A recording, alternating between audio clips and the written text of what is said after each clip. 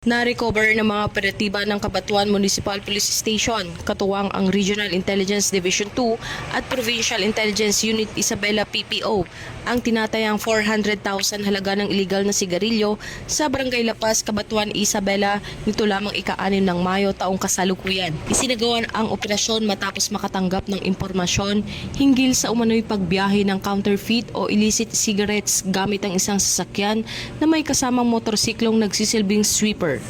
Sa isinagawang mobile patrol operation, agad umanong tumakas ang motorsiklo matapos mapansin ang paparating na pulisya at iniwan ang mga kontrabando sa lugar.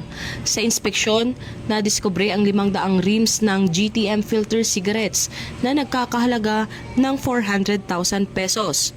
Agad namang nagsagawa ng hot pursuit operation ang mga otoridad laban sa tumakas na sospek habang patuloy ang investigasyon upang matukoy ang mga nasa likod ng iligal na aktibidad.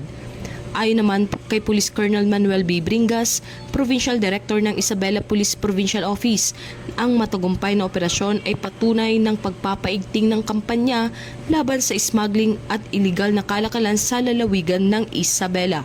Mula rito sa lalawigan ng Isabela, ako ang inyong PNN correspondent, Patrolwoman Maria Señora Agbuya.